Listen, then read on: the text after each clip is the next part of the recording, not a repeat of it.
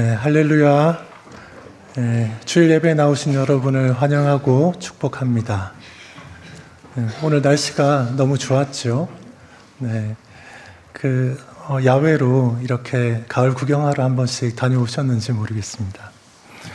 오늘 저는 여러분과 함께 그리스도의 영이 내 안에 계신다라는 제목으로 말씀을 나누고자 합니다.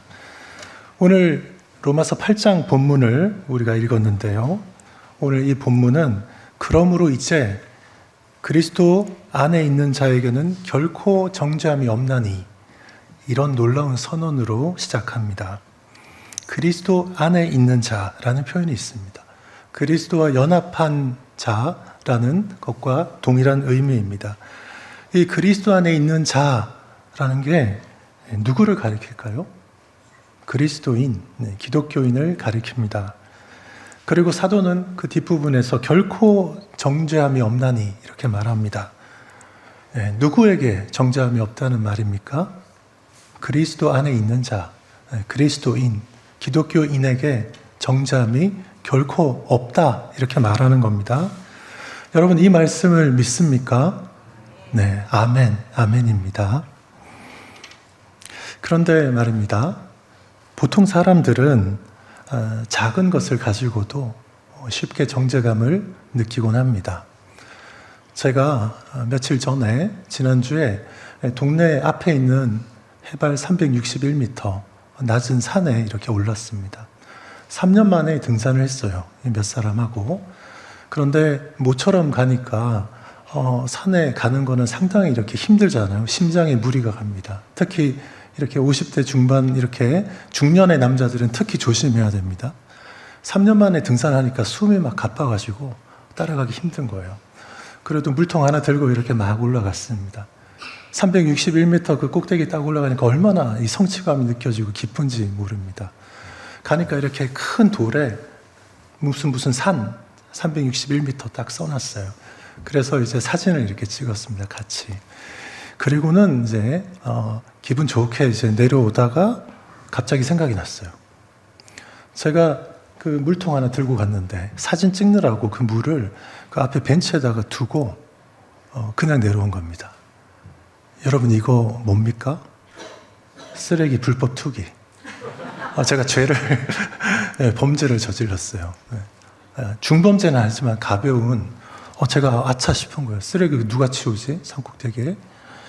그러면서 이제 사람들한테 얘기를 하고 내려오는 내내 그게 막 생각이 났어요. 이거 내가 정말 오랜만에 산에 갔는데 가자 첫날에 또 이런 거를 했네. 이렇게 등산 가서 이렇게 작은 물통 하나 이렇게 두고 내려오는 걸로도 우리는 저거 어떡하나 이 죄책감을 느끼는 그런 이제 심령을 가진 사람들. 여러분들 안 그렇습니까? 교회 다니시는 분들은 되게 착해요. 그래서 이런 걸로도 우리는 이렇게 막 생각이 나고 며칠 지났는데도 생각이 나고 그렇습니다. 여러분 그런데 살다 보면 사실 이거는 큰 것도 아니죠. 우리가 이 질문에 대해서 아멘하지 못할 때가 있습니다. 결코 정죄함이 없나니. 그런데 수시로 막 들어와요. 이 사도 바울조차도 사실 쉽게 대답하지 못하는 그런 때가 있습니다.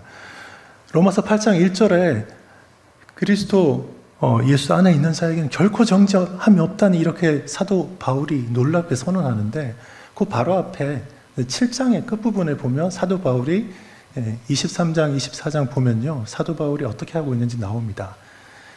로마서 7장 23절, 24절에 보면 내 지체 속에서 한 다른 법이 내 마음의 법과 싸워 내 지체 속에 있는 죄의 법으로 나를 사로잡는 것을 보는도다. 그러면서 오호라 나는 공고한 사람이로다. 이 사망의 몸에서 누가 나를 건져내랴. 이렇게 사도 바울이 막 탄식을 해요. 여러분 신앙생활 하시다 보면 이런 때가 이제 간혹 있을 겁니다. 하나하나 작은 거에서부터 무너졌는데 자꾸 이런 송사가 막 들어와서 자책감을 느끼게 되고 누가 이제 끌어내 주거나 하지 않으면 내가 왜 이렇게 사냐. 이런 이제 고민에 빠질 때가 간혹 있습니다. 사도 바울이 오호라 나는 공고한 사람이로다 이렇게 탄식한 거예요. 이 사망의 몸에서 누가 나를 건져내랴 이렇게 절규합니다. 모든 사람들에게는 그럴 때가 있는데 그러나 사도 바울이 보여준 것처럼 8장 1절에서 이게 탁 나가죠. 예. 사람은 누구나 움츠러들 때가 있습니다. 우리를 움츠러들게 하는 게 여러 가지 있습니다. 이런 작은 우리의 어떤 과실 이런 게 아니라 큰 것들도 있어요. 제가 이렇게 살펴보면 우리가 굉장히 힘든 상황에 빠지게 되는 여러 이유들이 있는데, 그런 조건 중에 대표적인 게 돈이 없어서 돈에 너무 쪼들릴 때 사람들이 굉장히 위축됩니다. 특히 남자들은 정말 위축이 됩니다. 취업이 잘 안 되거나, 요즘 원서를 50개, 100개씩 써도 취직이 안 된다고 합니다. 사업하는 게 잘 안 될 때 자영하신 분들 어렵다 해요. 자녀 문제가 터지면 진짜 어렵죠. 저도 올해 애들 때문에 엄청 고생을 했습니다. 또 질병이나 사고로 몸에 심각한 문제가 생기면 그냥 위축이 되죠. 그런데 이제 우리의 성향은 보면요, 그냥 그런 일이 있으면 그걸로만 힘든 게 아니고 그 원인을 찾아요. 뭐 때문에 이런 일이 생겨서 그렇다. 교회 다니는 사람들은 내가 교회 열심히 안 나오고 봉사도 열심히 안 하고 이래서 이런 일이 생겼나. 주변에서 막 얘기합니다. 욥기 보면 나오잖아요. 친구들이 와서 네가 하나님 제대로 안 섬기고 해서 이런 거 온 거지, 네가 잘못한 거지, 이렇게 송사를 해요. 그런 게 막 들어옵니다. 특히 그걸 누가 잘하냐? 나의 약점을 제일 잘 아는 가까운 사람들이 잘합니다. 친구들이. 그리고 제일 타격이 큰 건 누굽니까? 배우자, 짝이. 그리고 이제 자녀가. 사실 이제 온 동네 사람들이 다 나를 욕해도 그 배우자와 자녀들이 믿어주고 하면 버틸 수 있는데, 배우자와 자녀가 나를 욕하면 못 견딥니다. 살고 싶지가 않죠. 엄청나게 이런 자괴감도 들고 자책감도 듣고 이제 그렇게 됩니다. 제가 이제 아는 분 중에 한 그 중년의 남자 성도님이 있습니다. 이분은 이제 가족, 아내와 자녀들이 있는데 평생 수입이 별로 많지가 않았어요. 일은 계속 열심히 하는데, 나름대로는 열심히 하는데, 사람들은 어떤 사람은 탁월하게 이렇게 하는 사람도 있지만 어떤 사람은 계속 해도 성과가 많지 않은 사람도 있습니다. 제가 옛날에 젊을 때 그냥 잘 나갈 때는 그거를 왜 그렇게 못 사냐 이렇게 생각했는데, 나이가 점점 들면서 알게 되는 거는 사람마다 분량이 있어가지고 그거 안 되더라, 이거 점점 더 알게 됩니다. 그러니 자식들이 아버지를 대하는 것도 그렇고, 주변 사람들이 특히 왜 그렇게 구질구질하게 사냐 이렇게 욕하는 사람들 많은 거예요. 비난하는 거. 네가 기독교인이라면서 하나님 믿으면은 잘 살게 해준다며, 하나님 믿는데 왜 그래? 왜 사는 게 그 모양이야? 그러니까 이런 식의 비난이 막 들어옵니다. 우리가 그냥 어떤 어려운 상황을 겪어내는 것도 사실 힘든데, 사람들이 그런 말을 하면서 마치 네가 큰 죄를 짓고 있는 것처럼 계속 송사가 들어오면 얼마나 힘듭니까? 우리가 보통 사람들은 이 재판에 휘말려 가지고 송사를 할 일이 사실은 잘 없지요. 그런데 우리가 방송에서는 우리가 많이 보지 않습니까? 이런 막 송사에 걸리면 그 검사가 얼마나 이렇게 치밀하게 막 옥죄어 오는지 모릅니다. 마귀가 우리에게 이런 식으로 막 불화살을 쏘아댑니다. 불화살이 날아와서 우리 가슴에 팍 박히면, 근데 그게 거짓이 아니고 또 사실이에요. 사실이에요. 그러니까 막 맞으면 아파요. 너무 아픕니다. 부인할 수도 없어요. 마귀가 우리를 고발하는 것인데 맞는 말이니까 그냥 위축이 됩니다. 그러면 이렇게 움츠러들죠. 나 왜 이럴까? 나 정말 아이고 의미가 없어. 맞아. 내가 돈밖에 생각 안 했지. 와이프가 술, 담배 하지 말라고 그렇게 하는데 내가 끝까지 버티면서 열심히 했지. 난 쓸모없는 인간이야. 이렇게 가는 거예요, 사람들이. 제가 말씀드린 이분도 종종 무너집니다. 그러나 완전히 쓰러지진 않았어요. 왜요? 그리스도의 영이 그 안에 있어서 그렇습니다. 여러분, 탁월한 성과를 내는 것은 사람마다 아주 좋은 기회가 좋은 성능을 내듯이 사람마다 다릅니다. 그런데 포기하지 않고 이렇게 끝까지 하는 것, 이건 우리한테, 모든 사람한테 요구되는 겁니다. 저는 이분을 가끔 만나면 이분의 인생을 볼 때 너무 잘하신 거예요. 그래서 격려해 드립니다. 너무 수고하셨습니다. 그런 상황에서 당신처럼 그렇게 버틸 수 있는 사람은 별로 없습니다. 그 정도 한 거 너무 잘한 거예요. 애들도 이제 커서 독립할 수 있게 되고 했으니까 이제 자기만 챙기면 되니까 조금 마음 편하게 갖고 좀 사세요. 네, 그렇게 격려해 드리곤 합니다. 여러분, 이런 고민을 사도 바울도 했습니다.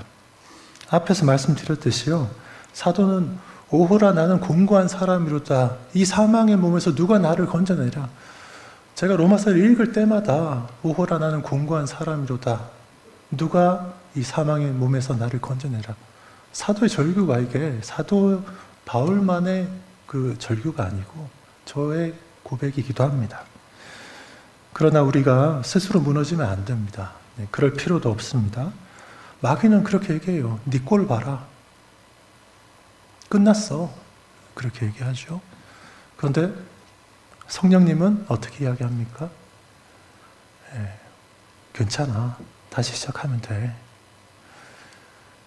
이게 우리가 자녀들한테 꼭 마귀처럼 이야기하는 것 같지 않습니까? 마귀의 정죄는 절망으로 끌고 가지만요, 성령님의 이 질책은, 책망은 회개 그리고 회복으로 그렇게 이끕니다.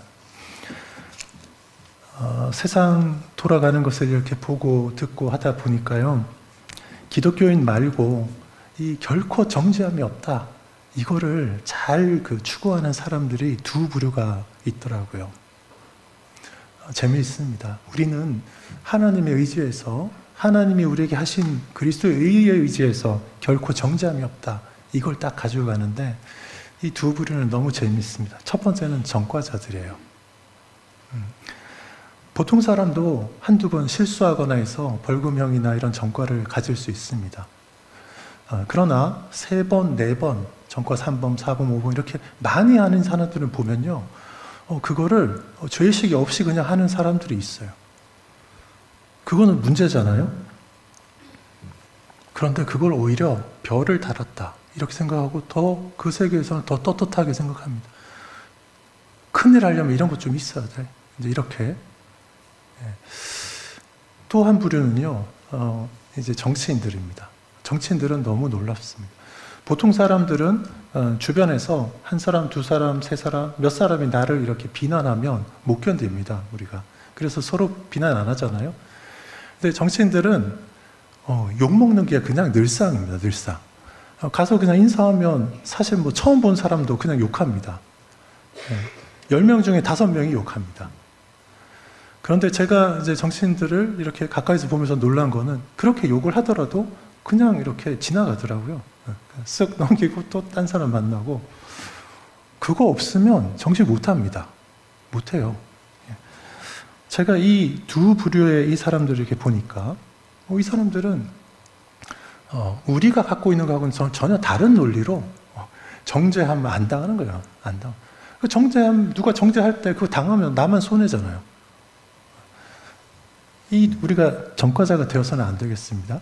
그리고 뭐 정치인 되라고 제가 말씀드린 건 아닌데, 이런 것처럼 사도가 우리에게 얘기했어요. 8장 1절에 그리스도 안에 있는 자에게는 정죄함이 없다, 결코. 이렇게 얘기했는데 우리는 너무 쉽게 정죄함에 빠지는 경향이 있습니다. 주눅들 필요 없다는 말씀 드리는 겁니다. 정 안 되면 이 전과자들하고 정치인들 생각하십시오. 이 사람들도 이렇게 버티는데, 뻔뻔하게 사는데, 나는 더 든든한 하나님이 있는데 왜? 자, 여러분 1절 2절에 뭐라고 되어 있습니까? 그러므로 이제 그리스도 예수 안에 있는 자에게는 결코 정죄함이 없나니 이는 그리스도 예수 안에 있는 생명의 성령의 법이 죄와 사망의 법에서 너를 해방하였음이라. 이 놀라운 선언이 있습니다. 그리스도 예수 안에 있는 자에게는 결코 정죄함이 없다. 8장에 딱 들어오면서 결코 정죄함이 없다, 이렇게 이야기하는 거예요. 2절에는 왜 그런지 이유를 설명합니다. 생명의 성령의 법이, 그리스도 예수 안에 있는 사람에게는 생명의 성령의 법이, 여기서 성령이라는 말이 나오죠. 죄와 사망의 법에서 너를 해방하였습니다. 여기 놀라운 선언이 있습니다. 생명의 성령의 법이 죄와 사망의 법에서 저와 여러분을 해방시켰습니다. 이게 뭡니까? 이게 복음입니다. 이게 복음이에요. 죄와 사망의 법에 사로잡혀 있던 우리를 하나님이요, 생명의 성령의 법으로 해방시켜줬다. 이게 복음입니다. 여러분 이 사실 믿습니까? 네, 저도 믿습니다. 아멘입니다. 여러분 이 놀라운 하나님이 우리를 해방시킨 이 사건이 있었어요. 이걸 우리가 신학자들이 그 후에 조금 자세하게 풀어가지고 하나님 우리를 놀랍게 해방시키셨는데 이 해방이라는 사건 가운데 주신 은혜가 뭐냐 이렇게 설명을 하기 위해서 몇 가지 설명하는 개념들을 만들었어요. 그 중에 첫 번째가 하나님이 우리를 의롭다 여기셨다. 의롭게 하셨다. 죄인인데 의롭다고 하셨다. 이 칭의라는 겁니다. 두 번째는 하나님이 우리를 거룩한 성도로 부르셨다. 거듭날 때 그냥 거룩하게 만들어 주셨어요. 여러분 한번 말씀해 보세요. 지금 하나님이 우리를 부르셨어요. 지금 거룩하십니까? 거룩하지 않으십니까? 우리 지금 거룩합니다. 하나님 우리를 의롭다 여겨주셔가지고 의로울 뿐만 아니라 우리 거룩해졌어요. 거룩합니다. 그러나 우리가 이제 살아가는 동안에는 계속해서 더 거룩해져야 되는 그 과정을 계속 가야 됩니다. 놀라운 걸 하나님이 주셨어요. 그런데도요, 사도 바울이 7장, 앞에 7장에서 오호라 나는 공고한 사람이로다 이렇게 막 고민했잖아요. 여러분들 각자 다 아실 거예요. 저도 잘 압니다. 여러분들이 저를 볼 때는 되게 번듯해 보일 거예요. 제가 다 가리고 있으니까. 그러나 제가 제 속은 아니까, 내가 무슨 생각했는지, 무슨 나쁜 저기를 했는지 다 아니까 그거를 생각하면 야, 내가 지금 이 단에 서서 이렇게 말씀을 전하는 게 이게 가당키나 하냐? 이런 송사를 계속해요. 그러나 그걸 우리가 쳐내면서 나가는 거죠. 우리를 무너뜨리려고 마귀는 계속해서 우리를 속이고 거짓말을 하고 우리에게 완전 허구가 아닌 사실에 기초한 걸로 가지고 우리를 이렇게 공격합니다. 하나님은 그러나 우리의 이런 모습을 그냥 덮어주십니다. 내가 너의 죄에 대한 책임을 묻지 않겠다. 하나님이 작정하셨어요. 하나님이 우리를 매일매일 사면복권, 특사를 매일매일 베풀고 있는 것입니다. 하나님 우리에게 너는 죄가 없다. 너는 내가 거룩하게 했으니 내가 너에게 부여한 그 목적대로 너는 살아라. 이렇게 말씀하십니다. 세상에 어떻게 이런 일이 가능합니까? 3절, 4절에 그 이유가 있습니다. 율법이 육신으로 말미암아 연약하여 할 수 없는 그것을 하나님은 하시나니 곧 죄로 말미암아 자기 아들을 죄 있는 육신의 모양으로 보내어 육신의 죄를 정하사 육신을 따르지 않고 그 영을 따라 행하는 우리에게 율법의 요구가 이루어지게 하려 하심이니라. 3절, 4절에 무슨 이야기가 있습니까? 율법이 우리를 계속해서 송사해서 죽음으로 몰고 가려는데요. 그런데 그걸 막아주는 장치가 있습니다. 그게 뭡니까? 우리 사람의 힘으로는, 우리의 능력으로는 아무리 잘난 사람도 이 율법의 요구를 충족할 수가 없습니다. 율법이 요구하고 있어요. 율법이 원하는 대로 하나님 주신 그 율법대로 너희가 살고 있느냐 아니냐. 율법에 대어보면요, 우리가 어느 하나에도 거치지 않고 완벽하게 그걸 이룰 사람이 아무도 없습니다. 세상에 아무도 없어요. 그러니까 누구나 다 율법에 비추어 보면 죽음에 이르는 판결을 받을 수밖에 없습니다. 그런데 그걸 어떻게 했다고 합니까? 사람의 힘으로는 할 수 없기 때문에 하나님이 자기 아들을 육신의 모양으로 보내서 어떻게 해요? 아무런 죄가 없는 그 예수님이 우리를 대신해서 우리의 죄값을 모두 청산할 수 있는 희생 제사를 드리게 하셔가지고 그래서 율법의 요구를 충족시켰다. 이 말을 하고 있는 거잖아요. 이게 우리가 해방되기 위한 그 근거, 기초인 것입니다. 하나님이 자기 아들을 보내셨습니다. 그래서 우리 힘으로는 이걸 감당할 수 없지만 예수님의 그 무한한 가치가 우리의 모든 죄를 가리고 있기 때문에 그리스도의 의에 근거해서 우리는 모든 죄책에서 자유롭게 되는 것입니다. 그래서 저와 여러분은 결코 정죄함이 없습니다. 그리고 이런 말을 하면서 4절에 보면 그 영이라는 표현이 나옵니다. 그 영. 그 영, 더 스피릿, 성령을 가리킵니다. 2절에도 보면 생명의 성령의 법이라고 되어 있잖아요. 성령의 법. 성령이 되게 중요합니다. 우리가 사도 바울이 굉장히 논리적인 성경을 남겼기 때문에 이 교리적인 거 막 이렇게 생각하면서 로마서 그러면 주로 칭의 교리다 이렇게 생각하는데 그렇지 않습니다. 오늘 이 8장 보십시오. 사도 바울이 칭의 이야기를 물론 하지만 성령은 얼마나 강조하는지 보십시오. 성령이 전부입니다. 사실 예수 그리스도가 부활 승천하시면서 성령을 보내셨어요. 예수 그리스도는 지금 이 땅에 안 계셔요. 예수님 대신해서 누가 있습니까? 성령님이 계시는 거예요. 그 성령님이 우리에게 들어오시는 것이 모든 우리의 구원을 이루는 가장 중요한 그런 방법인 것입니다. 5절부터 8절까지 보면 성령을 따라 사는 사람에 대한 그 설명이 나옵니다.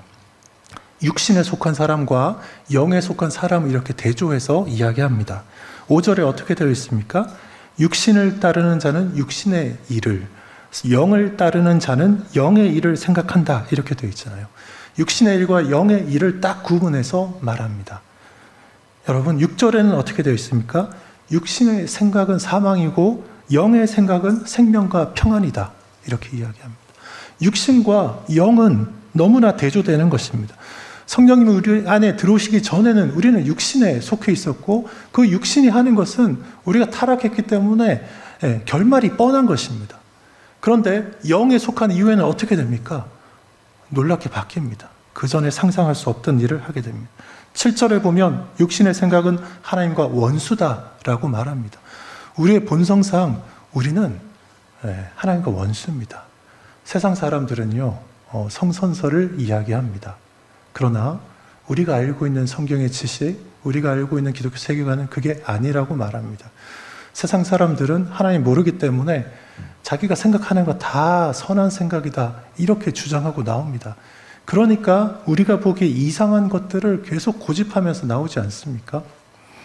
여러분 8절 보십시오. 육신에 있는 자들은 하나님을 기쁘시게 할 수 없느니라 이렇게 말합니다. 여러분 사람은 두 종류로 딱 구분할 수 있습니다. 한 부류는 성령을 따르는 사람이고 다른 한 부류는 육신을 따르는 사람입니다. 중간에 성령도 좀 따르는데 육신을 아직 또 따르는 이런 구분은 없습니다. 성령을 따르는 사람, 육신을 따르는 사람. 여러분 생각해 보십시오. 여러분은 어디에 속합니까? 육신에 속한 사람입니까? 아니면 영에 속한 사람입니까? 사도신경으로 신앙 고백하는 저와 여러분은 전부 영에 속한 사람입니다. 여러분 이 사실을 믿습니까? 비록 우리가 사도 바울도 로마서 7장 뒷부분에서 오호라 나는 공고한 사람이로다. 누가 이 사망의 몸에서 나를 건져내라. 이렇게 고민하면서 자기의 계속해서 죄를 또 저지르고 이런 시험에 빠지고 하는 것을 고민하는 그런 상태에 우리가 있어요. 그럼에도 불구하고 우리는 영에 속한 사람이고 이건 변하지 않습니다. 그리고 비록 우리의 부패, 이거 남아있는, 그리고 우리 안에 남아있는 죄 때문에 우리가 이렇게 계속 투쟁을 하지만 이건 하나님이 계속해서 더 거룩하게 만들어 가실 것이고 우리 장래, 우리 육신의 몸이 다 할 때 그리고 나중에 그리스도께서 임하실 때 우리가 부활의 몸을 입게 될 것입니다. 여러분 그런데 우리는 다 영에 속한 사람인데요.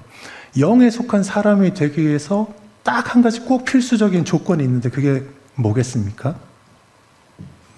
9절 보십시오. 9절 앞부분에 보면 지금 2절에서도 생명의 성령의 법이라고 해서 성령을 이야기했습니다. 4절에서도 그 영이라고 이야기하면서 성령을 이야기했습니다.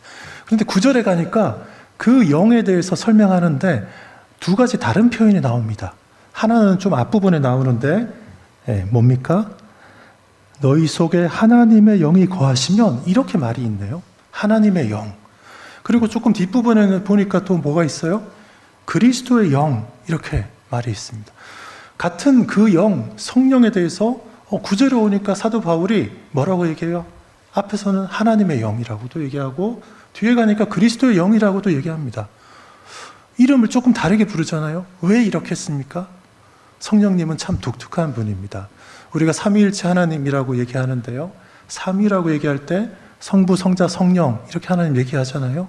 성령님은 사실 성부 하나님, 성자 하나님과 어떤 능력이나 이런 존재론적인 면에서 뒤처지는 분이 아닌데 순서상 세 번째 계시면서 본인을 드러내지는 않고 항상 보면 마치 성부 하나님이 일하시는데 가서 돕는 것처럼 또는 성자 하나님이 일을 하시는데 돕는 역할을 하는 것처럼 굉장히 겸손한 모습으로 나타내십니다. 그래서 우리가 대개 보면 성부 하나님을 찬양하고 성부 하나님께 영광을 돌리고 또 성자 하나님께 그리스도께 영광을 돌리고 그리스도를 높이고 이러는데 성령님께 영광을 돌리고 이런 표현은 사실은 잘 안 하는 거 볼 수 있을 거예요. 성령님은 그렇게 마치 뒤에서 일하는 것 같으면서도 항상 하나님의 영, 이런 이름을 가지고 일하시고 이 하나님의 영이 예수님이 돌아가셨을 때 누가 예수님을 살리셨을까요? 네, 하나님의 영이 살리셨다고 했어요. 예수님이 스스로 본인의 능력으로 불쑥 살아난 게 아닙니다. 하나님의 영이 살리셨어요. 또 예수님이 부활 승천하셔서 보혜사로 성령님을 보내셨습니다.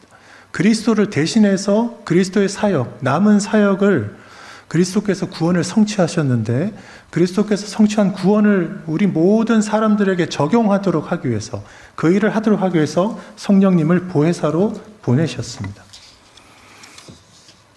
우리에게는 그래서 이 성령, 하나님의 영, 그리스도의 영, 이 영이 너무나 중요한 것입니다. 9절에 보면 9절이 우리에게 무엇을 알려줍니까? 오호라 나는 공고한 사람이로다. 이 사망의 몸에서 누가 나를 건져내랴. 이렇게 탄식하는 우리 인생들에게 결정적으로 중요한 게 그리스도의 영이 그 안에 있느냐 없느냐라는 거죠. 사실 칭의 교리가 어떤 거냐, 성화 교리가 어떤 거냐 이것보다 그건 그냥 설명하는 것이고요. 실제로 죽은 사람, 생명이 없던 불신자가 생명이 있는 신자로 바뀔 때 그 안에 실제로 일어나는 일은 다른 거 아니고 성령님이 들어와서 그 안에 딱 머무시는 거예요. 그러니 우리가 살펴볼 것은 내가 칭의 교리를 잘 이해하고 있냐 이게 아니고 내 안에 성령이 있냐 이거를 우리가 늘 점검하고 명심해야 됩니다. 10절을 보십시오. 그리스도께서 너희 안에 계시면 몸은 죄로 말미암아 죽은 것이나 영은 의로 말미암아 살아있는 것이니라. 그리스도께서 너희 안에 계시면 하나님 보좌 우편에 있는 그리스도가 어떻게 우리 안에 와 계실 수 있습니까? 예수님이 몸으로 직접 오시는 게 아니고 그리스도의 영인 성령님을 보내셔가지고 우리 여기 마음 안에 성령님이 딱 들어오셔서 우리의 영과 이렇게 결합을 하고 그 상태를 그리스도와 연합된 상태다 이렇게 얘기하고 신약 성경에서는 주로 그리스도 안에 있다 이렇게 표현합니다. 성령님이 우리 안에 딱 들어오셨어요. 이게 우리에게 나타난 중대 사건입니다. 성령님이 들어오셔가지고 거룩한 영이 들어오니까 우리가 어떻게 됩니까? 거룩해지는 거예요. 거룩해지는 겁니다. 여러분 부인할 수 있습니까? 부인할 수 없습니다. 성령님이 들어오셨기 때문에 우리는 의로워졌고 거룩해졌습니다. 그런데요, 10절에 뒷부분에 보면 영은 의로 말미암아 살아있는 것이다. 우리의 몸은 어쩔 수 없이 이렇게 자꾸 쇠락해가고 죽음에까지 이르게 됩니다. 그러나 성령님이 들어오시면 그 성령님이 우리를 붙들어서 우리의 영은 구원에 이르게 되고 나중에 우리가 부활의 몸을 입고 예수님을 만나게 될 것이고 천국에 들어가게 될 것입니다. 또 11절 보십시오. 예수를 죽은 자 가운데서 살리신 이의 영이라고 이렇게 되어 있지 않습니까?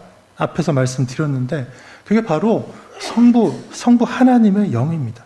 이 하나님의 영이 예수 그리스도를 죽은 자 가운데서 살리셨어요. 이 하나님의 영이요, 우리를 그리스도처럼 부활의 몸을 입게 하실 거고요, 천국에 들어가게 하실 것입니다.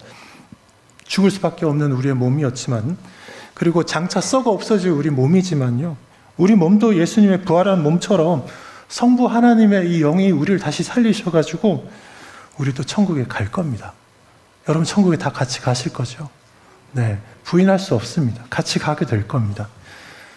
제가 앞서서 말씀드렸던 그 중년의 남자 성도분은 비록 세상적으로는 잘 안 풀렸어요. 그러나 그리스도의 영이 있는 분입니다. 포기하지 않고 가족 부양을 위해서 자신의 힘을 다하고 있습니다. 사람들이 이분을 보고 야, 왜 그렇게 사냐 이렇게들 얘기 많이 하는데요, 잘 버텨내고 있습니다. 그래서 참 귀하게 생각합니다. 그리스도의 영이 거하는 사람들은 그렇게 될 수 있습니다. 제가 세례 교육을 할 때 아주 강조하는 그런 포인트가 있습니다. 불신자와 신자를 비교하는 그런 내용이에요. 세상의 사람들은 불신자 아니면 신자입니다. 둘 중에 하나, 중간에 어떤 건 없습니다. 불신자는 육에 속한 사람이고 신자는 영에 속한 사람이에요. 불신자는 생명이 없습니다. 신자는 생명이 있죠. 불신자는 죄인이고 신자는 의인이에요. 불신자는 죄의 종이고 신자는 의의 종입니다.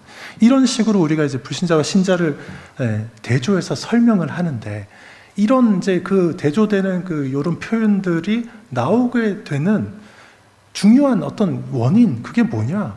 제가 앞서 말씀드렸지만 그건 결정적 차이는 뭐냐? 그리스도의 영이 있느냐 없느냐. 동의하시죠? 여러분, 성령은 그냥 무슨 물건 같은 게 아닙니다. 오늘 본문 맨 앞 1절에 그리스도 안에 있는 자, 이런 표현이 있었잖아요. 이 그리스도 안에 있다라는 것이 그리스도와 연합된 것을 의미한다고 제가 말씀드렸어요. 그리스도와 연합은 성령이 우리 안에 들어오시는 그걸 가리키는 겁니다. 연합되었다는 얘기는 성령님이 우리 안에 계셔요. 그런데 참 특이한 것은 이 성령님이 딱 들어오시면 우리가 생명을 얻고 거듭났다라고 표현하는데, 한번 들어오신 성령님이 우리가 하는 이 모습, 사는 꼴을 보니까 너무 잘 못 살고 지저분하게 살고 이래서 도저히 못 있겠다. 나 나아가야 되겠다. 자, 하나님 성령님이 이렇게 하실까요? 이 카톨릭이나 이런 쪽에서는 이렇게 생각해요. 그런데 우리는 그렇지 않습니다. 종교개혁 때 우리가 다시 되찾은 이 놀라운 비밀을 보면 성령님이 한번 들어오시는데, 우리가 아무리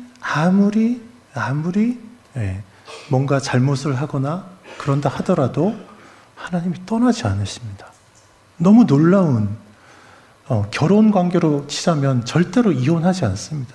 요즘 이혼이 얼마나 흔합니까? 세상에 요즘 그런 말이 있죠. 사람 고쳐 쓰는 거 아니다. 얼마나 많습니까?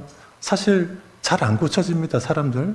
그리고 뭐 돈 빌려줬다가 돈 떼이거나 이러면은, 또는 이제 뭐 나를 누가 배신했어. 얼마나 이제 이게 상처가 큽니까? 그래서 사람 고쳐 쓰는 거 아니다 그러는데, 자, 사람들 생각은 그런데 하나님 생각은 다릅니다. 하나님 뭐냐 하면, 야, 정말 구제불능인데 내가 너를 고쳐서 쓰겠다. 하나님은 고쳐서 쓰겠다. 저는 하나님이 그런 생각 가지고 저를 대해주시니까 얼마나 감사한지 모릅니다. 만약에 하나님이 저를 사람 고쳐 쓰는 거 아니다. 내가 원래부터 똘똘한 놈들만 몇 데리고 살아야 되겠다. 이렇게 하나님이 작정하셨으면 여기 계신 분들 중에 여러분이 있기 힘드셨겠죠.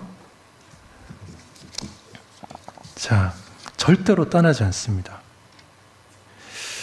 그리고 또 하나, 그리스도의 영이 이렇게 들어오시면 그냥 뭐가 있는 게 아니고 물건이 있는 게 아니라 우리가 변합니다. 성령님 되게 인격적인 분이에요. 인격체이십니다. 그래서 우리 안에 들어와 계시면서 성령님이 하시는 일이 뭐냐? 우리한테 자꾸 말씀을 하십니다. 말씀하셔요. 귀를 기울이고 들어보세요. 말씀하십니다. 성경에 여러 책의 교훈이 있는데, 성령님이 하시는 일 중에 중요한 일이 뭐냐 하면, 성경을 읽을 때 하나님의 속한 그 지혜와 지식을 깨닫는 눈을 열어주셔가지고 깨닫게 하십니다. 그래서 보여요. 보입니다. 하나님이 뭘 원하시는지. 성령님이 우리에게 점작 말씀하시면서 어떤 식으로 우리가 깨닫고 하나하나 따라오기를 원하세요. 하나님 그걸 좋아하십니다. 이걸 우리가 새로운 영적 감각이라고 이야기합니다. 그 감각으로 우리는 하나님의 지혜와 뜻을 알 수 있고요. 그리고 죄의 유혹을 분별해서 차단할 수 있고, 우리가 절망 속에서도 낙심하지 않고 다시 일어설 수 있습니다. 성령이 내주하시면 우리의 삶의 모든 영역이 바뀝니다. 말이 바뀝니다. 바뀌어 나가야 됩니다. 어떤 분이 교회에서 감사한 일이 있어가지고 식사 대접을 했어요. 교회 지체들. 그 어떤 청년 자매도 있고 한 20여 명 같이 식사를 했는데, 식사 대접 잘 하고서 갈비 잘 먹고 있다가 그 청년 자매가 한테, 야, 너 이렇게 갈비를 잘 먹어가지고 다리가 이렇게 코끼리 다리처럼 굵구나. 이런 이야기를 해가지고 난리가 났다는 얘기를 제가 어디서 들었습니다. 여러분, 우리가 교회 다니는데요, 그런 말이 막 나옵니다. 자꾸 변해가야 되죠. 성령님이 우리의 그 말을, 세상 사람들 같으면, 야, 고쳐서 못 쓰니까 너는 제외해야 되겠다 이럴 텐데, 하나님은 그런 거 우리 바꿔서 그런 말 하면 안 된다 이렇게 바꿔나가시는, 사람 관계도 변하고 돈을 다루는 우리 태도도 변합니다. 여러분, 세상 사람들은 우리가 11조 하는 거 이해를 못합니다.